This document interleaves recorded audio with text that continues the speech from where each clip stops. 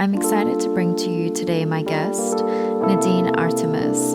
I was first turned on to Nadine from a few biohacker friends who highly recommended her book, Renegade Beauty, and book on dental care. Nadine brings a really unique voice to the realm of beauty and wellness, and really a lot more beyond the scope of what we were able to cover in today's conversation. Unfortunately, I was feeling a bit slow during our conversation after trying a treatment called bioresonance. I may have experienced what some of you may know as a Herx reaction. So, mental note, not to do any new treatments right before doing any calls. So I'll definitely have to find another time to bring Nadine back on to have a chat. So I hope you enjoy the episode as much as I enjoyed speaking with her. Today I have with me Nadine Artemis, who is the founder of Living Libations. She's a beauty philosopher, aromacologist, which is something I'll have to ask about later, botanical muse, and also the author of 2 books, including Renegade Beauty and Holistic Dental Care, the complete guide to healthy teeth and gums. And, to give everyone an idea of what to expect from our conversation today, Nadine really goes beyond the common, advice that is available today in the world. And to give you guys an example, here's one part in the book where she says, I think we must stop treating beauty as a thing or quality and see it instead as a communion. When we think of beauty and self-care, we need to look beyond the bottles at cosmetic counters and bring in the co-influence of the cosmos. In many ways, our skin is starving for a reunion with the elements that sustains our body's self-renewing systems. So that's just a peek into what to expect. And as I mentioned, it really goes beyond so much more from what we perhaps do come across. It's really about also being really in touch with our environment and nature. So again, thank you so much for being here today. Oh, it's my pleasure. Thank you.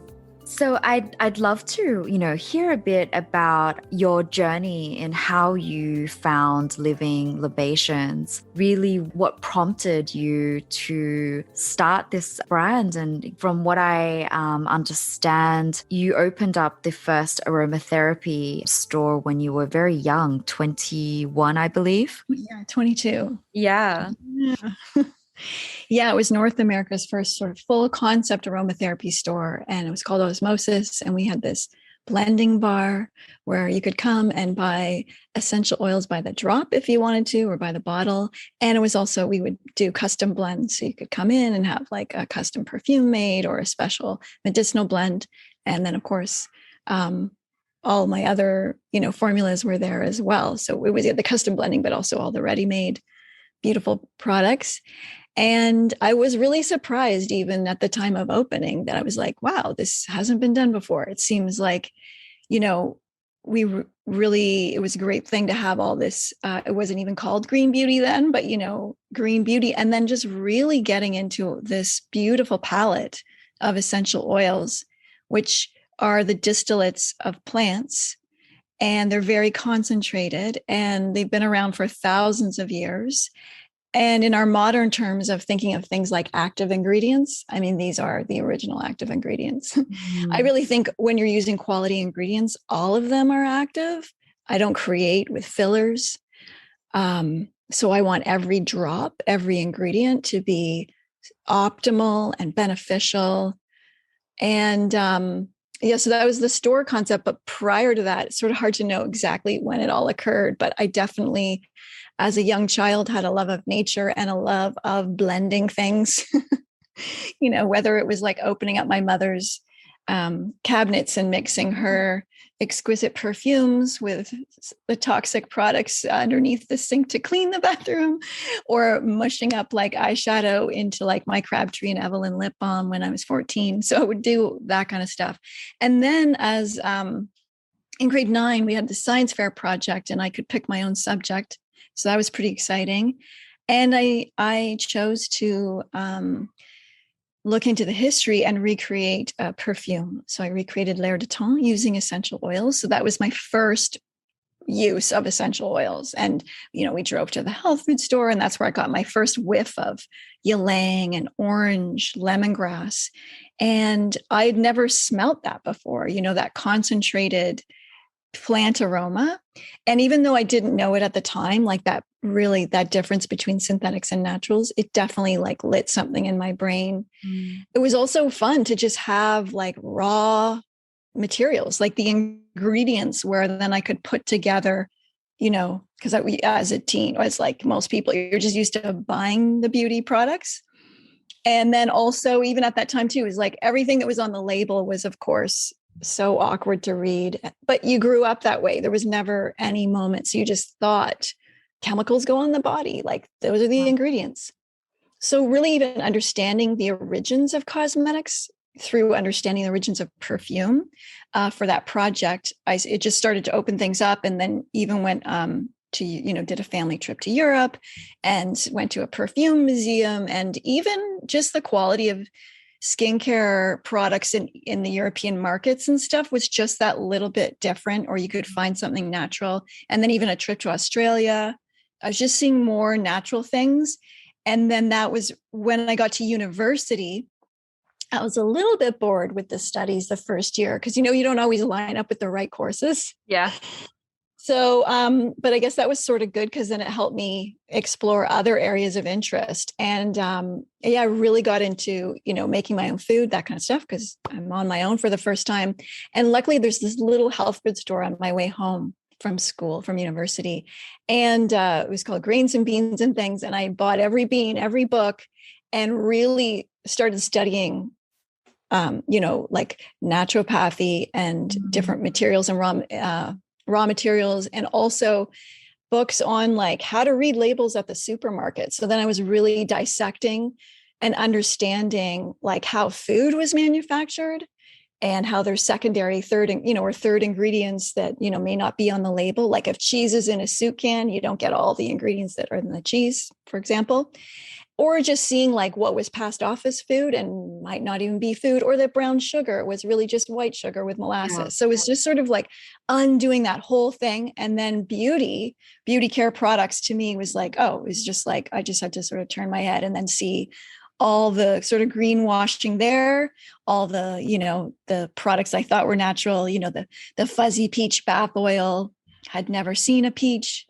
The dewberry oil was not a plant. So I was like so excited though. I was like, oh, so that's also just petroleum derivatives sort of wrapped up in green, or petroleum derivatives with a lovely picture of lavender on the label. And so I got into making my own food, and definitely got into making my own skincare and cosmetics. And that was just thrilling for me. I was like, oh my God, what exists is so bad that I can get, I get to make my own. And so that was really thrilling. And I was making, not just skincare, but active skincare. So oil for your legs that takes care of circulation. So that was called waitress legs, and that would help, because everybody's waitressing through university, and, it helps get rid of the spider veins and that kind of stuff, and really feels relieving after a long shift. So I was having so much fun and, making the products and selling them as I was going through university. Then when I got more excited about university, because I sort of found my area of study, which was women's studies, which was so great, because then we had textbooks that were like our bodies ourselves. So we were looking at the history of cosmetics or medical procedures on women, like throughout history, different cultures, Western culture. It's a cross-disciplinary course. So, I could take courses of women in Africa, or, Black women's literature from the 1800s in United States. So it was, it was neat, but it also we read the beauty myth, which was, just a whole other understanding of what we're doing culturally. Or we want to have beautiful lips, but then there's lead in the lipstick. Or there was periods where there was mercury and radium in the blush and the cosmetic, so the arsenic, in the face powder, talc, all of these ingredients, this history of ingredients, which really haven't served, especially women and our bodies. So it just all melded together. And then as I was going through university, I also couldn't find all the raw materials that I needed, or I might read about it in an old book and be like, I need to find that.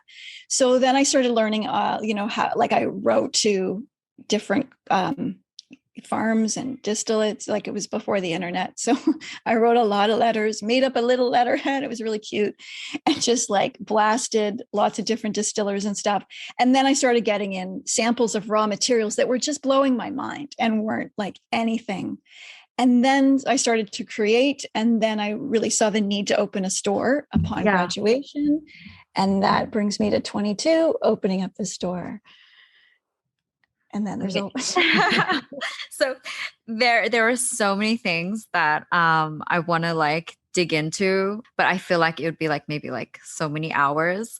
And just there's so many things that like were just like really incredible. So you talked about when you dug into all these like really ancient texts, which is actually, I wanted to backtrack a little bit more in terms of your resonance or your background with, Egyptian history. And you talk about your great grandfather. And so you talk about how actually there are these like blue lotus flowers. And I actually had to Google and look, does that still exist? And just came up ancient Egypt. So do they still exist? And I'd love to kind of hear about this part of growing up and this connection to, ancient Egypt. And because you also bring in that into everything that you do today as well.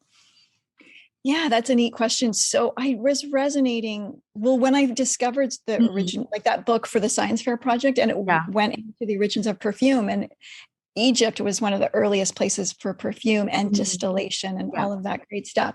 So I really was resonating with that. I thought it was fascinating. I was also fascinated to go like, oh, that's where all the like, the Chanel, Lancôme, the Dior, all those bottles of perfume. This is the history. These are the roots, even though, there's no rose in the Chanel number 5 anymore. So that was fascinating. And I didn't know a ton about my great grandfather then, but we had his paintings all around.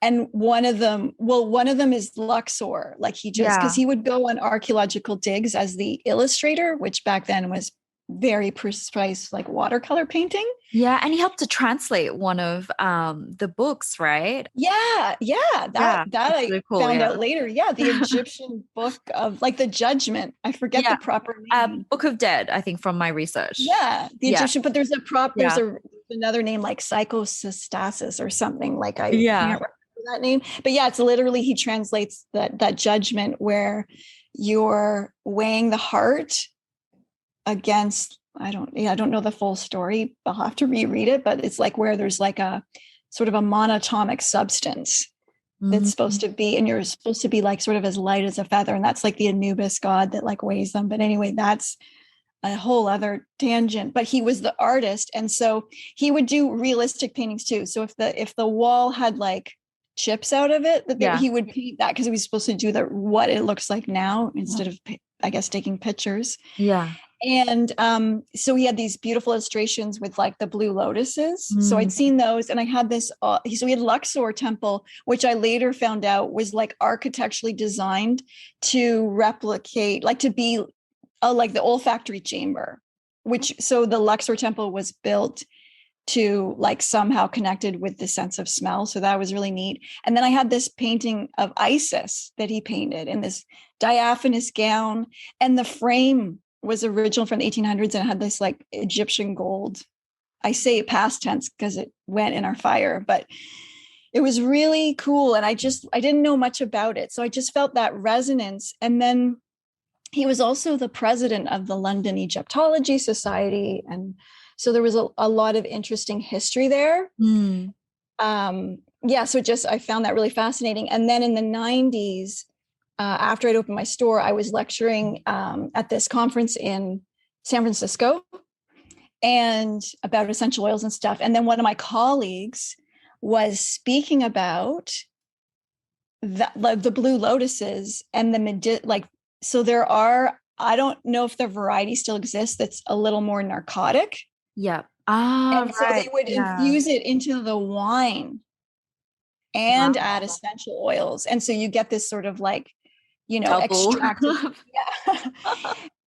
I mean, and they would like put rose water on like dove's wings and then like release them at dinner parties. I mean, they were just like dripping in like all the juicy stuff. Or when some tombs were, excavated or undone, I can't remember which one, but they found up to 70 gallons of essential oils, like in alabaster jars and stuff. Wow. And that's like 70 gallons is like huge. Even if you had an aromatherapy business, you might not have like 70 gallons of oils.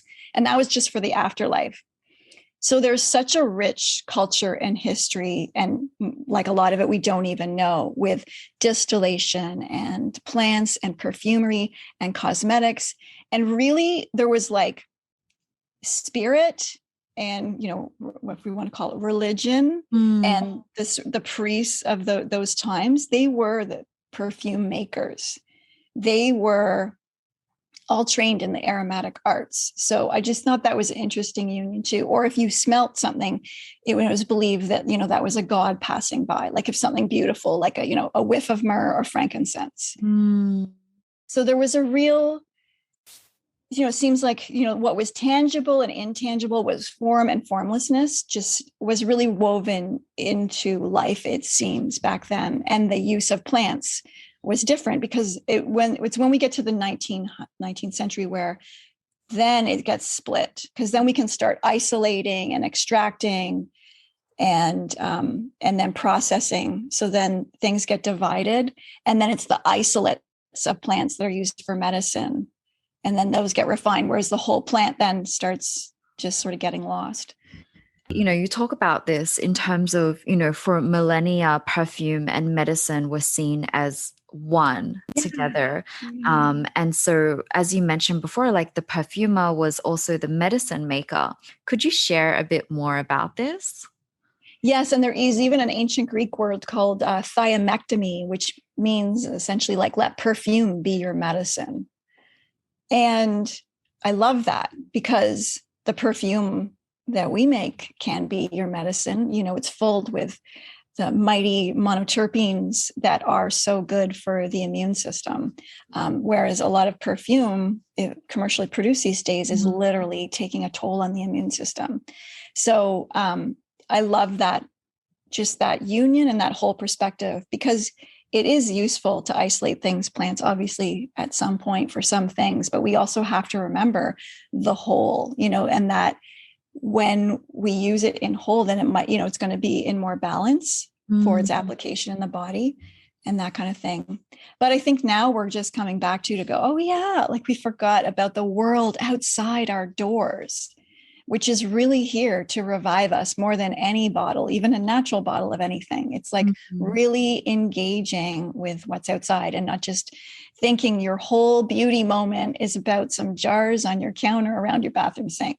Yeah. So how were these perfumes used in ancient times to help with people's health and immunity and so forth? Yeah, well, I think it's also culturally specific about the use and that kind of thing. But also there was no division. So it's not like they were like, oh, this is good for my immune system, something else isn't, because there was nothing else. But it was more, I feel from what I research and read, it was just like woven into the fabric of society more. At noon in the city centers in ancient Egypt, they would burn myrrh, and then at dusk frankincense. And so there was just a whole interwoven. And then the food was also medicinal. You've got these blue lotus wines that are infused. And there was other recipes that were just like, taking this and that. And I, as much as I could, I would remake those recipes, or I would find the ingredients, because I had to understand and get a whiff of what were they, what were they smelling like, why did they put it together? So I just wanted to catch a whiff of somehow, if I could remake it in the modern time, it wouldn't be the same, but it would be like, a way to inhale kind of a moment from the past. Yes. Yeah. And explore it and kind of, ask that, not that you always get the right, direct answers, but sort of like, why did it exist? Why do they put these things together? And, there's just like an emanation from that. And it's not like you're getting direct answers, but I think through just exploring that. There's just a lot of information that comes in on an intuitive level. And I think absolutely, like I think scent is so powerful in the way that it transports. I could smell something that maybe I was more familiar with when I was growing up, and could be maybe 10 years later, and I haven't smelt it, and immediately it will. Maybe I won't exactly remember that exact specific place, but it will conjure up a feeling. Exactly. Yeah. And I think that that's the part where it's just amazing how it can just transport you so instantly. Yeah. It's Helen Keller has a quote, something about, smell transport is like a wizard of time because it can transport you across time and space. Absolutely. So actually, like I was wondering, throughout these years, have you come across ancient China? That's something that I'm also right now like super interested into and understanding, and how they use plants, or what did it look like in ancient China? I would love to be transported back in. Yes. Luckily in my women's studies moment, I did do one course on Taoism. Yeah. And it was so long ago, and it definitely informed some papers that I wrote. But I feel like I could set you up with my beautiful friends from Oxford Health Span. Yeah. Because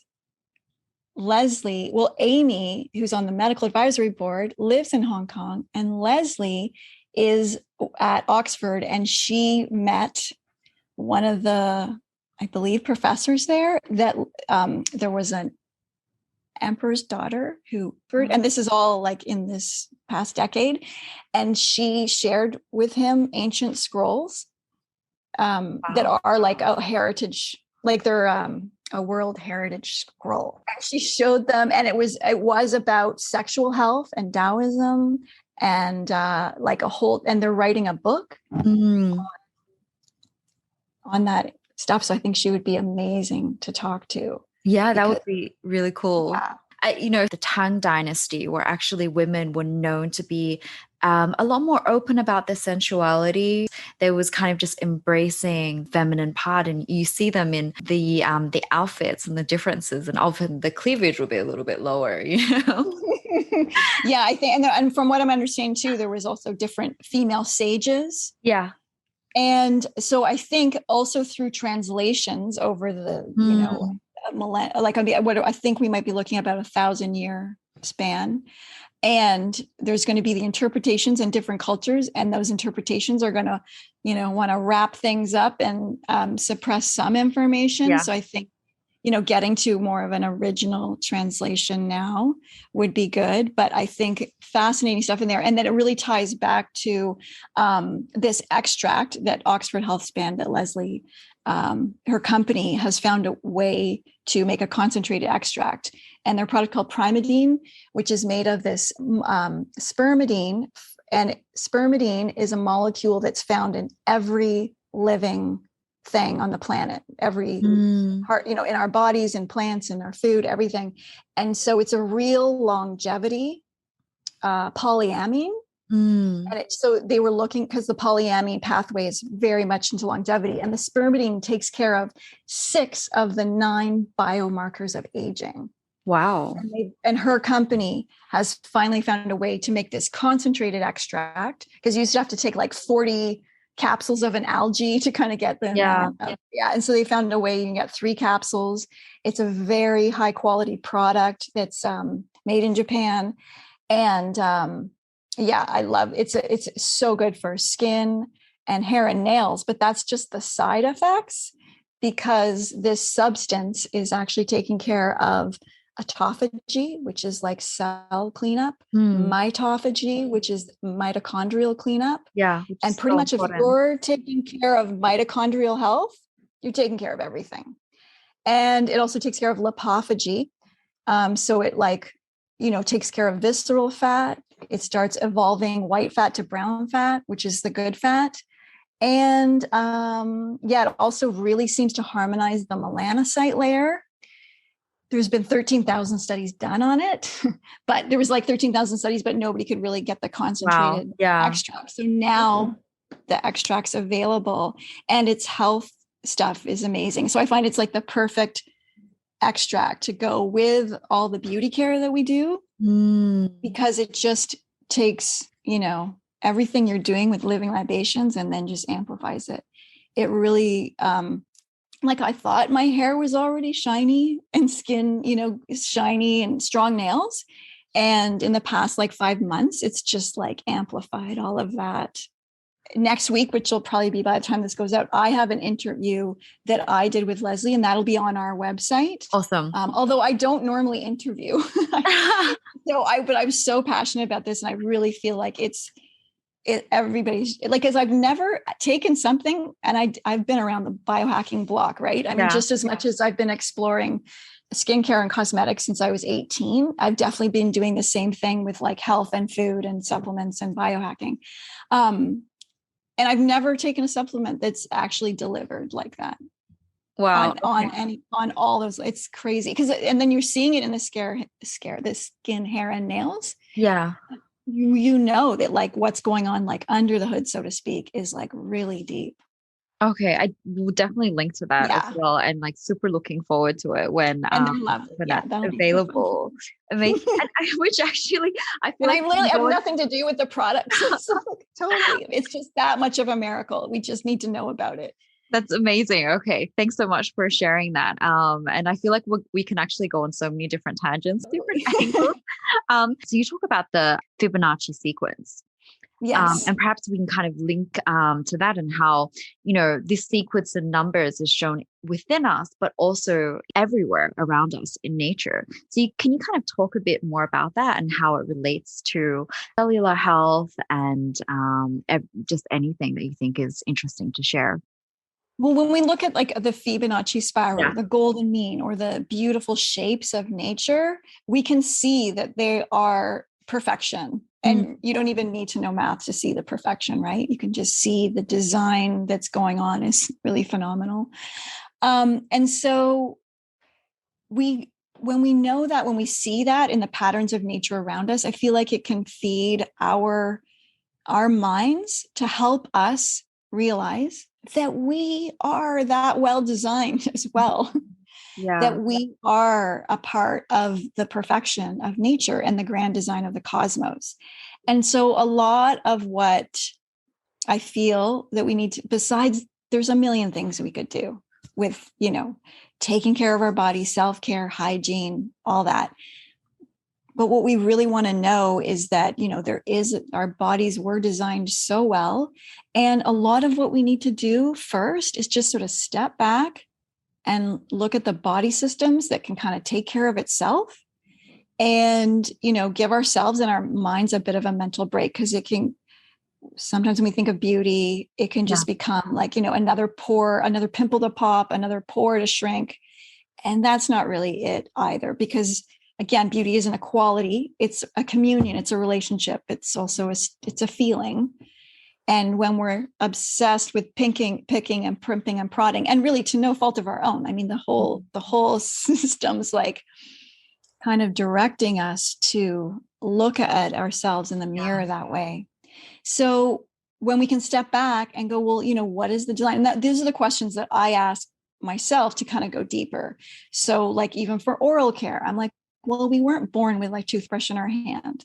So what are the systems that were designed to really take care of the mouth before we even intervene? So I'm looking at that. Or with the skin, what we now know, I think in the 90s, when I was starting, it was obviously for me a real like, there's this whole realm and it's just toxic, and I can't see how that is helping our bodies or helping our beauty. Like, how is smearing, $5 petroleum eye cream or $1,000 La Mer eye cream that has petroleum derivatives around our eye area, like, how is that helping anything? There's no pore in our body that's parched for a petroleum derivative. Yeah. So we got to get, step out of the way. And so in the 90s, we knew it was like a lot of toxicity and stuff. But now, in the past 20 years, we're really understanding the microbiome, and that the game isn't just genomic and it's not just cellular. We have billions of bacteria in our bodies. We're basically a host to a bacterial banquet, and we've got to be a good host because, I think in the last century, sort of the 40s onwards, it was sort of this germ warfare theory, right? Bacteria, there's like none of it. And now we're like, oh my God, there's a whole bunch of good bacteria. They balance the bad bacteria, the pathogens. So we need that in check. So even though it's kind of awkward or gross to think about, we have bacteria all over our bodies. We've got like living creatures in our eyelashes, on our cheeks, and we need them there because they're actually the beautician. They're our original beauticians. They're healthy and they are a part of that ecosystem. So when we're applying lotion in the form, like it may look and feel nice and be all velvety, but if it's made with chemicals, most are, I'm talking generalizing here, but a lot of those chemicals are mutating the skin's microbiome and they're messing up with the food supply, so to speak. So the bacteria take care of sebum and dead skin cells as well. So when we over-exfoliate, for example, we're kind of like an over-exfoliation nation. And what that does is it removes we need a bit of dead skin cells. Again, this is all microscopic. I'm not asking anybody to walk around with flakes of skin flailing in the wind off their face. It's all on a microscopic level. And when we exfoliate too much or with chemicals or with very harsh dermatological you know what I'm saying, or esthetician treatments, we're making the skin underneath too vulnerable. Those young cells aren't ready to be on the top layer.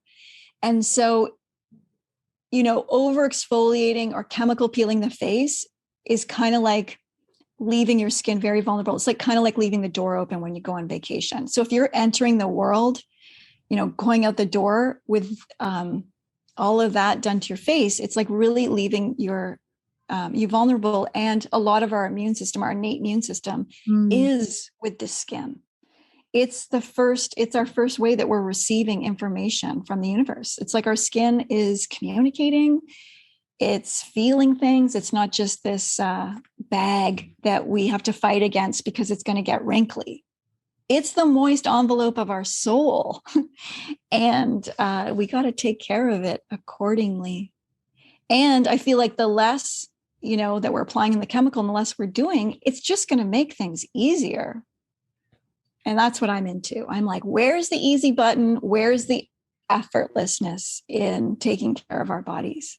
And so to me, I've got to be a partner with my body because I want those systems to be mainly doing the work for me.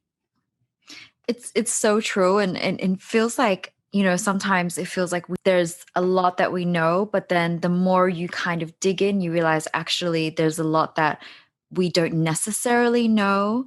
And yesterday, I was speaking to a TCM practitioner, and we were kind of talking about, for example, like mold and mycotoxin exposure. And but I was asking, from a TCM perspective, how do you look at this? And because, for example, the treatment protocol for mycotoxins is, okay, just bind everything out, treat that bacteria or treat this toxin. Whereas in our conversation yesterday, we were talking about, well, actually within us, we're constantly like hosting these good and bad bacteria, but it's about how do we live in harmony with them. And if something is out of balance, then it's more important to look at why is it out of balance? Is the water, he was saying, like say, for example, 11 different types of fish. And, one fish is sick, you don't give 10 of the other fish, the same medicine. So it's like, how can we support each fish and each organ that it is, really functioning at its optimal level and capacity. And so I think 100% in terms of how do we nourish the microbiome on our skin. And I recently found out we have a microbiome in our brain as well. And it really seems like we're much more microbes then we, Yes. um, And there's little there's, this whole skin is a microbiome, and there's going to be different areas and hot spots, like the bottom of the feet and the palms of the hands, very not much activity.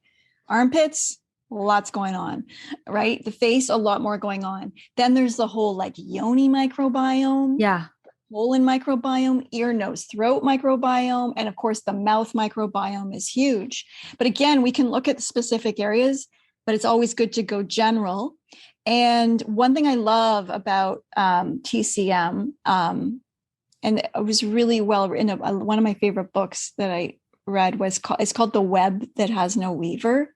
And it's about TCM. And what I love is, from what I understand, is that, there's no like naming of disease like Western. It's very like this, which again is a lot of symptoms. It's not always dealing with the root. Whereas from my understanding, in the roots of Chinese culture, TCM, traditional Chinese medicine, it's more like, okay, so instead of saying like you've got candida, leaky guts, it might be like there's dampness in the belly and then heat up in the lungs. And so it's almost like your whole body's like a weather system or like a pattern, and it's always moving, and you're looking at that more. And I think it's nice in a way, because when we get the specific terms and the diagnosis, which aren't always even correct, then there's a whole baggage that comes with it. And it's not always like the way out or the way into understanding what's actually going on, Yeah. Like if we even take, even anything that can go on with the skin, it's really not, the pimple's not about the pimple. It's about generally probably something being undigested. Blackheads are usually, there's got to be some constipation going on in the lower intestine or in the, like somewhere in the whole digestive tract. If the liver is backed up because, which is going to obviously flow into digestion as well. Yeah. Then, at the time when around premenstrual, when the hormones need to get filtered through that liver more, then, if it's built up there, and then that could be the root cause of hormonal acne, is more about liver and guts than even about the hormones. The hormones just need to be circulating more. So, and that's not all the time, but I'm just saying when we've got to sort of look at it and sort of really look at what's underneath. But basically, if anything, if you've got dandruff, melasma, hyperpigmentation, I'm trying to think of all the things like thrush, dry patches, scaly, eczema, psoriasis, all of those things, those aren't like skin type issues. That's not oily in the T-zone issues. It's literally, those all have in common. Those are microbiome imbalance issues. Like rosacea is about a mite. It's a microscopic mite on the face that's out of control because the good bacteria is not able to help it. So, doing things like, having a good diet, making sure your guts aren't leaky, probiotics, prebiotics, postbiotics, all these things we need to do to kind of just get the body going so that the body can take care of the skin and the systems, and then what we're doing topically is hopefully, we're helping the immune system, we're helping the body, and we're having fun, we're feeling good about it, so that the whole thing is good, not just like that one sensation feeling because the ingredients are like plumping something up for like 24 hours, but leaving you with, ingredients that are going to dehydrate the cells in the coming years. Yeah. So for example, for exfoliation, like what is your recommendation? So for how people should approach exfoliating? Yeah. So first, one of the simplest things to really change your skincare routine, or whatever you want to call it, routine hygiene, is to stop. I have like stop, seal, and seed, I like to call it. So when you were looking at an area and you want to rebalance it, so you actually want to stop cleansing with soap on your face. Soap is only needed for like pits and bits, washing your hands, scrubbing your nails. And, So we don't need soaps, sorry to interrupt, all soaps, like all cream soaps, cleansers. Yeah. Even the soaps we make, it's kind of confusing for people because we'll say, hey, this just needs to go there and there. And they're like, so I can't use it on my thigh? Like, no, you can use it. I'm just saying you don't have to. And you can save product because like, I feel like, I grew up in an era with like the ads were like all lathered and you're in the shower and you've got like soap on every square inch of your body. Like that is no, because there are like, unless you've been in the garden or whatever, but like the forearm does not need soaping. You're just going to showering and bathing is fine. Yeah. And then, and then you can oil it up, which is, TCM, Turkey, Rome, Greece, Egypt, Morocco. I think of all these ancient cultures, they were just oiling the skin with tools, whether it was with gua sha or the Romans used a strigil. So it's about applying oil and then scraping it. But that word, I don't know another word, but it's a gentle scraping. Yeah. Whether you're using like a stone, or for the gua sha, it was like stone or horn that was shaped. The strigil was metal or horn as well. And that's how you're toning the body. You're cleansing. The oil's just picking everything up. So what are you washing your face with if you're not washing with the soap? It's with oil, which if most people are fine, but if you take somebody with cystic acne or acne, they're like, no, what? But they're like, really, is it going to clog my pores? Like, all of that. Now, again, it's not, I say oil, but of course it's like in my world of oil. Of course. Yeah. It's like a true organic olive oil, organic jojoba oil, or an organic coconut oil, but you probably want to melt it and with the jojoba or olive oil, so it's a little more fluid. And of course, with Living Libations, we make the best skin ever. We call that. We have sea buckthorn best skin ever, rose best skin ever, sandalwood best skin ever, frankincense best skin ever, and just released this week, Immortelle best skin ever. Though we have other ones, but those are like the key ones for like anybody's face. And then what you do, there's a few ways to do it, but the way I like to do it is you just sort of splash the face with water, then you wet a part of a cloth.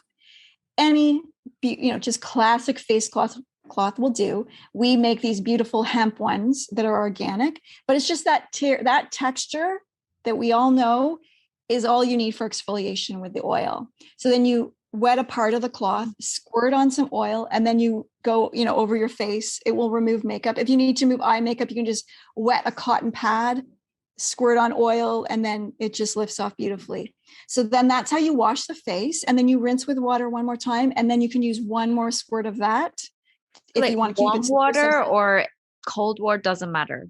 I'm not so into like whatever, but I usually start with like warm, just that feeling, because maybe it's the morning, and then you're just finishing with a bit colder. But I don't think about that too much. The main thing though is water. Water really just opens the pores. So you never want to apply a cream or an oil without just a little bit of water. It's just a world of difference. So even if you're doing an application like later in the day, you can even just use like our frankincense water, rose water face toner, just to get that bit of a spritz. Yeah. But then you can and that's all you need. And that daily exfoliation will do the trick. And then you're not over exfoliating. And then what's great is you can just take that oil right when you get out of the bath or shower and then just apply it, with your hands as you would. But if you also sometimes do it in the cloth method where you got a wet part of the cloth and then you're squirting on the oil and then you're just going over your whole body. This is what I'll do like after I get out of the lake and then I'm in the sun. And then it's just because it gives you just that beautiful, gentle exfoliation for your whole body. And it's just extra glowing and a little extra exfoliated. It's really nice. And it's like literally you can just go with that. And of course we make beautiful serums and creams and all that kind of stuff. But that's literally all you need. I have the Rose Auto on right now. It smells so divine. It's just, isn't it so lovely? Yeah. Yeah, it's amazing. So I love it so much. And that's like letting go of the foaming face cleansers, even if you think they're mild or you bought them at a health food store, what we now know with the microbiome is that surfactants, whether it's from the harsh, kinds or what we think of as more of a natural green beauty surfactant, all the surfactants are generally lodging themselves into the stratum corneum when they look at it microscopically, and they're leaving behind these microscopic splinters in the stratum corneum, the top layer of the skin, that aren't removed when rinsing. So you're getting a microscopic buildup day after day after day, which eventually can manifest as melasma, hyperpigmentation, weird rough patches, eczema, psoriasis, rosacea, So with the oil cleansing, you're beginning that process of cleaning all that up on a very gentle level. And the great thing is like even people with cystic acne are just seeing results like right away. It might take a bit longer. And then if just sort of more normal skin range of issues, like whether dry, scaly or whatever, people are just like, oh my God, like they feel changes within the first like wash. People feel more confident that they don't have to wear foundation, which I love hearing that. Again, it's so good that we have all these options, but how great when you just feel free to just leave the house however you feel. Yeah. And I feel like, so this is where I feel like we'll have to ask about your morning routine. Because you mentioned dipping in the lake before, and we'll have to share the photos. I've seen the photos, and they're incredible, and I feel like it's like a kind of dream to wake up and just be so immersed with the natural elements around you. And I think it's incredible, and I feel like it's really nurturing as well, and so many different levels. It's not just it's the sound as well of everything, and so. We have to hear about your morning routine. Well, now I'm in my season for my ideal morning routine because we do have winters here, but we've had a gorgeous spring, and I'll start with some sun and swimming, hopefully with the weather, cooperating. Do you wake up early in the morning? What time do you usually wake up? Yeah, it's a mix, usually with sunrise. Yeah. So right now that's about 5:30. Yeah, that's usually just a quiet time.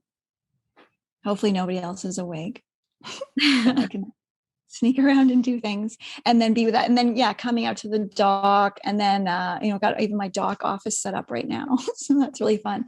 But then it's just about engaging with it. And then, it's just, I love this time of year because it's like the sounds, there's like almost no blank space in the atmosphere because there's the crickets and the frogs and all the birds. It starts to just die right around now after solstice, where it's like, it's beautiful all summer, but there's a real chorus and symphony in the air from like April till solstice as everything comes back to life and mates and everything. And it's beautiful being surrounded by that. And we've got like in our woods, we've got bears and deers and moose, a bobcat or two. That's pretty cool. So you wake up in the morning and go for a dip in the lake, and then what about your skincare routine? Like what does it kind of? Well, that's pretty much it. So with that, if I visit the bathroom like in the winter or dip in lake, that's pretty much it with my bottle of best skin ever or my serum and my face cloth. I can go pretty far with that. And I think this is a great segue into, where we can actually start talking about the importance of sunlight and vitamin D. And, this is a really important topic. And especially when it comes to like the virus as well, there are studies that have shown how, it helps to lessen the symptoms potentially for people who have higher levels of vitamin D. And, I think we live in a time where actually a lot of people are vitamin D deficient. Because you also talk about how essential oils can potentially actually act as an SPF. So perhaps we can... let's go into that. So I love, I do have a whole chapter on my book, and we also have articles on our website because it's like, we're kind of undoing some, thinking here. Exactly. So we'll talk about it, but it's like, there's so much deep stuff that can't come up in our conversation because it's like, we've been told it's not good. So when you're saying it's good, like so I've got all the scientific studies and stuff from like the New England Journal of Medicine, which I can't even remember to quote right now, but we do need the sun. Mm-hmm. It's like making the whole planet. It's making like all things green and alive. It's our form of photosynthesis. And, we're so thankful that we have vitamin D as a supplement. And you may wonder, well, maybe we can just take that and like not be in the sun. Yeah. But different vitamin Ds are created. So the supplement is a fat soluble vitamin D. And I'm so glad that we have that for the winter months for here. But when your skin when the sun's rays engage with your skin, it's a vitamin, water soluble vitamin D that's created. And from that are lots of different catalytic wonderful biological stuff that goes on the body. And I think there's still more to discover, but like what we know already is enough that you would want to make sure that you are getting some sun skin contact. And so when we do that, we're creating antimicrobial peptides, which are very healthy. So that's just from the sun and the skin, because there's a whole alchemy going on there. We also have thousands of vitamin D receptors all over our body, and they need to be brimming with vitamin D. They're VDRs. They are literally vitamin D receptors, and they need vitamin D. And if we don't have enough vitamin D, or if we're eating foods that have been fortified with vitamin D2, which isn't the D that we need D3, then we don't have our vitamin D receptors filled. And if that's not happening, then these bacterial ligands can come in. They're very sticky. And you can think of them almost like if you thought of some robbers that were going to like rob an art museum. But the easiest way for them to do that would be like to just turn off the security. So those bacterial ligands, when they go into the VDRs, they're kind of basically shutting down the immune system in a fast way. So it's interesting now too, because around the turn of the century, around 1902, up until about the 30s, the 1902, the Nobel Prize was won for heliotherapy, for understanding how light heals. And then you've got these clinics in Switzerland where people are coming from all over the world in Europe to heal things. And so there was a real understanding of that, but it's neat now because now, about 100 years later, we know why that was successful, and that how sunlight does help with things like why sunlight was effective against Epstein-Barr virus, because it also cleans the blood. And when we create the antimicrobial peptides, those are so essential. Even one is generated called LL37, which is generated in the guts and helps with suppressing cytokine storms, for example. Yeah. And you can take LL37 as a peptide. It's just like a short chain amino acids. But we can also generate that in the sun for free. Also, when we sit in the sun with sunscreen, besides all the chemicals, which are carcinogenic, like oxybenzene, which is a main active ingredient for sunscreen, but banned in Europe, but in a lot around the world, it's non-carcinogenic until it's exposed to sunlight. So that's one reason why it was banned in European sunscreens, but it's still in a lot of them. But besides, and then, there's fertility issues, and it'll create things like melasma and all this sort of stuff. But besides that, the issue with sunscreen is that it divides the UVA and the UVB ray from each other. So then when you're receiving the sun's rays with sunscreen, you're just getting UVA. And that on its own is sun damaging. So that's like, the arm that's like always driving, like think of a truck driver, and he's always got that one arm exposed. That's going to have more freckles on it. That's sort of when you're getting it just through the window, because when you get sunlight through a window, your house is fine. But if you sat in front of your window in the sunlight day after day, there wouldn't be so good with your skin. Yeah. So, so we don't want just the damaging UVA ray. And then you're blocking off UVB, and it's the UVB that generates the vitamin D. So when we allow our bodies to receive the rays, then, without this sunscreen that's chemical and filtering out the wrong ones, we make a beautiful oil called Everybody Loves the Sunshine. And that's just like a tanning oil. It's just, you're putting it on, you're saying like, I'm ready to tan. What it does, and this is where you're saying like some essential oils might sort of have that sunscreen thing, but sunscreens are SPF, and that term, the SPF, sun protective factor, can only be used for synthetic ingredients. Okay. That's all it was regulated for. The whole testing system is just, so we can't really use that language, which is fine. And we don't really need a sunscreen anyway. But where the essential oils and stuff come in, and the oils, is they can act kind of like an equivalent to a sort of a sunscreen. So if we think of like again, it's just a metaphor, an SPF of around a 6, 7, 8, 9. Yeah. Jojoba, olive oil, coconut kind of provide that kind of equivalent in the way that, like, if you can kind of, depending on your, your ethnicity and your skin. So for some people, like a Mediterranean, everybody loves the sunshine tanning oil, that might give them an hour in the sun. Somebody Irish, maybe that's like, oh, great, I've got 10 more minutes, whatever, so you have to think about it and you have to use it wisely. Yeah. But it will definitely engage. I'll call it a sun harmonizing oil. So it's like, taking your body and then harmonizing that moment with you in the sun. And then you can use it if for some reason you got a little bit too much sun, you can use it after, and then it will calm things down. And quite frankly, you can even use it like a best skin ever and wash your face with it if you want. And then what I've got in there besides the oils, like it's jojoba and coconut. And then I've got these really, really rich pigmented oils, which we know help sun damaged skin.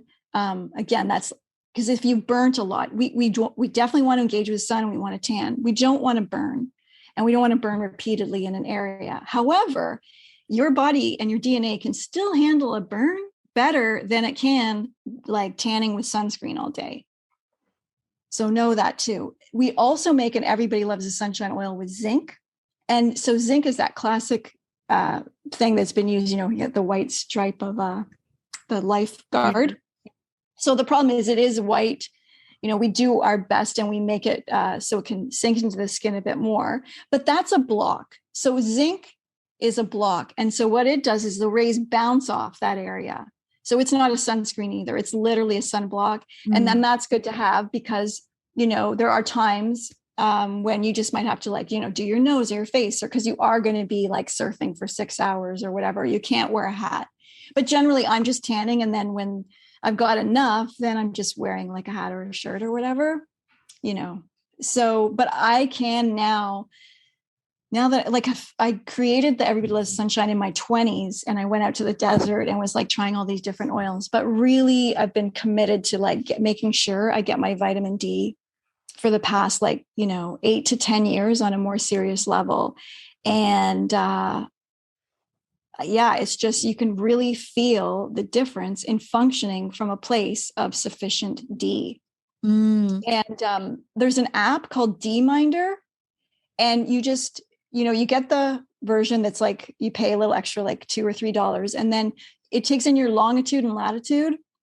And then you mark how much exposed, like if you're, fully naked, which is, ideally that's, and you're not getting tan lines, and that's the ideal situation, which of course we have 200 acres here and we're good. But so if you're it's definitely even like setting up something wind blocked. Cause I can get vitamin D in mid-February, even though there's snow everywhere. Yeah, that's when the rays start generating the vitamin D again. That goes about mid-November in this longitude and latitude.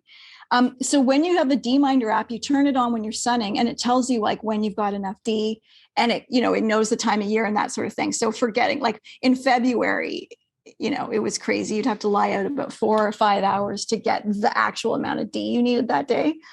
And I wasn't obviously doing that, but I just kept building and building. And so now I know my D levels just from my sun. And then I'll know when they start running out. And that's really neat because I can't get vitamin D past November here. Yeah.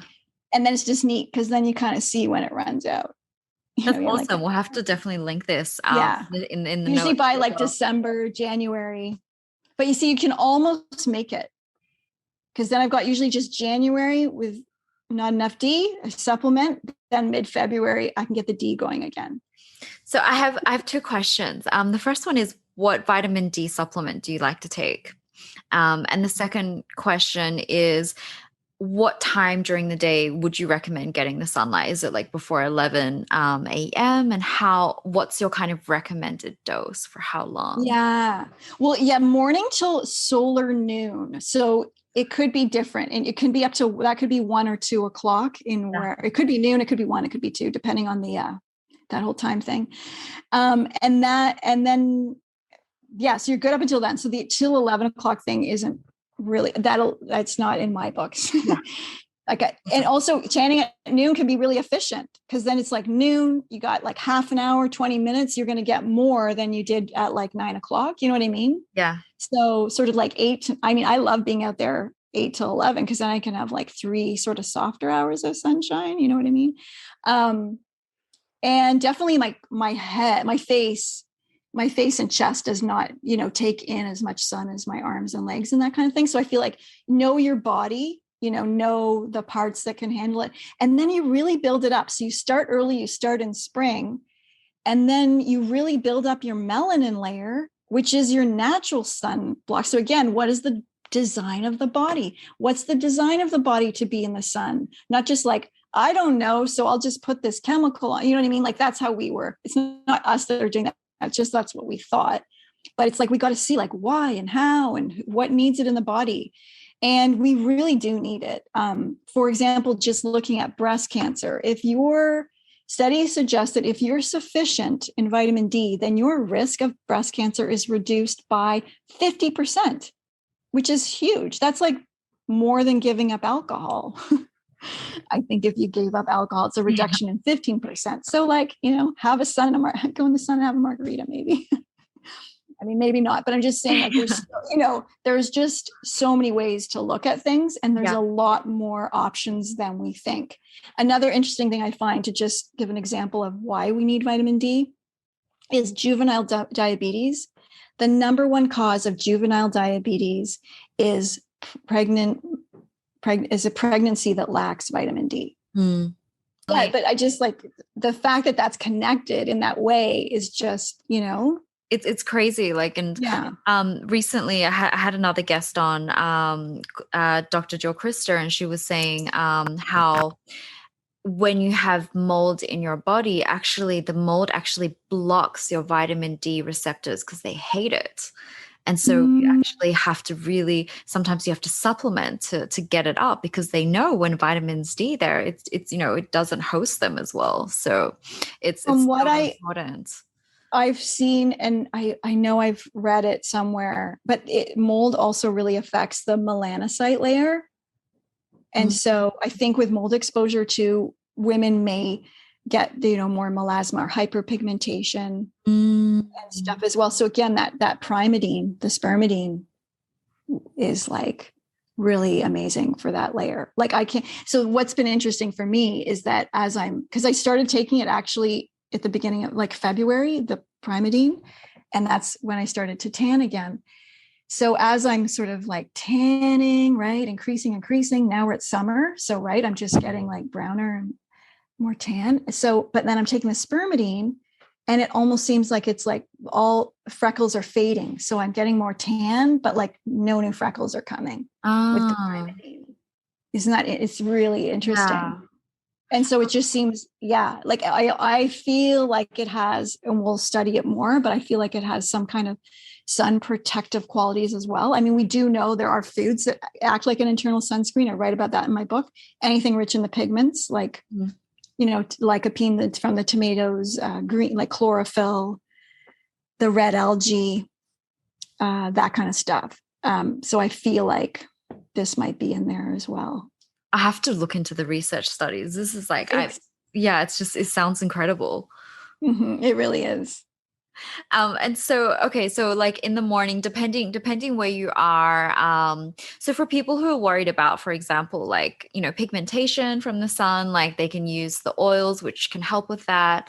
And also if, they want some, after they've maybe done half an hour, they want a little bit more protection, they can kind of like just wear a hat or something, right? Yeah. Like I totally have a hat for my head after a moment, or my little doc office. It's just like it has a full roof. And then I just have like my legs will be out, or my arm, you know what I mean? I'll just get, because the calves or the backs of I feel like they could tan forever, So what about like, you also talk about like sunglasses. So could you talk a bit more about why you advise like not always wearing sunglasses?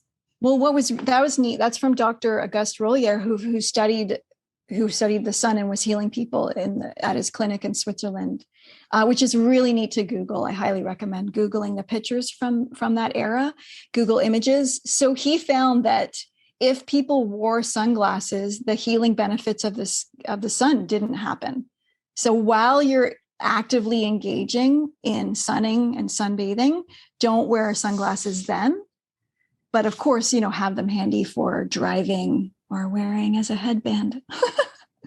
And so sun gazing, which is something you talk about as well. Could you kind of share a bit more about that as well for people? Like, what's the best way to kind of get started, and what are the benefits of like sun gazing? Well, it's such a beautiful thing, because if you think about it, we have such a natural inclination anyway to go watch the sunrise or the sunset, which is just epic every day if you can. That's why, like, when we were moving, like we knew we were going to look for land. On our list, it was like, need to be able to see the sunrise and the sunset. Was like on the top of the list. And so, of course, it was also an ancient practice, because humans were really into the sun. I mean, I think we've lost that connection a bit, but it was like, think about it. In the previous times, that sun was like, keeping you warm. I mean, you really had to think about it. Now we are sheltered and we're protected, so we don't have to. But that's also where I feel like here we are, 2021, we have, conquered a lot of how to live with the ravages of, the element. And so, with our homes and our running water, we can now engage with the elements without having it to be like this challenge, right? We can be in the sun and get out. We can, we got shelter from the wind and the rain, but, so now it's like, let's engage with it, because that's really what's going to revive our spirits. But what were we saying about covering up vitamin D? Sun gazing. What's the best way to sun start? Gazing. Yeah. People want to like start by like sun gazing. Like how should they start, and like how long should they be doing? So it's in that first, like in the morning, it's like when the sun's rising to like that first hour of the day, you can really safely look at the sun and take it in. So, I mean, hopefully not through a window, open up that window. Hopefully you can get outside. Hopefully you can even get your feet like on the ground, touching the ground would be also awesome. Mm-hmm. And then just like take it in and do, and look, if you can't, because we've been inside a lot and using computers, sometimes actual light is too much. So you just cover one eye. Yeah. And then you can take it all in, and then you just switch. Like you just switch. So because you really want to be able to open your eye and have it relaxed. That also actually helps ultimately with things like the wrinkles around the eyes or crow's feet, because, you want the eyes to be able to absorb light. It's really good for kids and stuff too. Like if you go outside and you are going, oh my God, like your eyes need a moment, like, then you really want to start working on that and like going outside more and looking at the sunrise and the sunset. So then when it's setting, it's in that last hour of the day. And again, it's like the top of the hour, you might have to cover one eye or the other. And then as it gets closer to the horizon, it's going to be very easy to bring all that in. And then, the benefits, I think, are, there's a lot of benefits, but I think it's really for you to discover. But of course, it's a lot of juicy things. And I feel like you can also really set some intentions and meditations at that time. Luckily, we were traveling just before COVID last year. Yeah. We literally, came home like kind of in that last day of like, whatever. But what was the miracle of that trip is just through like traveling and reaching different sunspots, we had a run of like 26 sunsets in a row. Like that were like not cloudy or, it's just perfect sunset. Wow. So I've never had a run like that. Because even here, right, maybe you'll catch the sunset or sunrise like three or four times a week because there's cloudy days or rainy days. And that was so really juiced up my system, I feel. To some kind of alignment. What was coming. Yeah. So like, okay, so what about like moon bathing? That's something actually like I read about recently. And so it was from like a book from a Buddhist monk. And they were actually talking about how they recommend moon bathing for people where their yin energy is, deficient. But I'd love to hear you kind of talk about it a bit more. Yeah, I write about it in the book too. And again, that's just like, general, it can be any moon, but obviously in the full moon, feels a lot juicier because you have something to really gaze upon. And then again, that's just about like hopefully getting unobstructed. You can just gaze at the moon like you're sunbathing, but if you can get your body out and you're just absorbing that energy, So when I was in the city, I would just find, like, first I had to find, I had to walk to find the moon. And then I would just sit on a bench or something, wherever it brought me, and just be with it. Just about being with it, lying on the earth. Yeah. It doesn't have to be ritualized or fancy. Just like find it and be with it. Awesome. And so what about, like, do you follow more of like because you mentioned about like whole foods and how important it is to eat organic and really just, eat according to the seasons. What does your typical kind of day look like when it comes to food? Like, do you stick to more of like a paleo kind of type of diet? Would love to hear more about that. Well, I've definitely been into, really thinking about what I'm putting on in and around my body since I was 18. So whether I was doing the cosmetics, the food and the cosmetics really happened at the same time. Yeah. I just didn't want to become a chef. I wanted to, make the beautiful products for the skin. And so I've done many different kinds, but I really feel like there's so many food sensitivities out there that really, it's like no one path of food works for everybody. But I do feel like sort of a Mediterranean paleo is generally good. But the main thing I feel like is, got to have whole and real, like, so as much non-processed and as much whole, organic, wild as possible. And then there's so many food sensitivities. So from lectins to oxalates to dairy, gluten, and the whole mix. So I feel like everybody needs to kind of, if you have any kind of things that are happening when you're eating, I think everybody should sort of do an elimination diet for a moment and work through like not having sugar or gluten or oxalates or whatever, and seeing where you're at, because the main thing is to not eat. You don't want to be eating and then have an inflammatory histamine reaction. So it's very important that everybody sort of tune in to what their bodies need and eat intuitively. When you eat, how do you feel like how's it feeling chewing it, tasting it? How does it feel 15 minutes later? How does it feel an hour later? Like, or do you just eat and you need to crash? Or is there bloating? And then how do you feel the next day? How is it leaving your body? And that's really going to help you know about like how you should be eating, or, you know what I mean? What's sort of the best for you?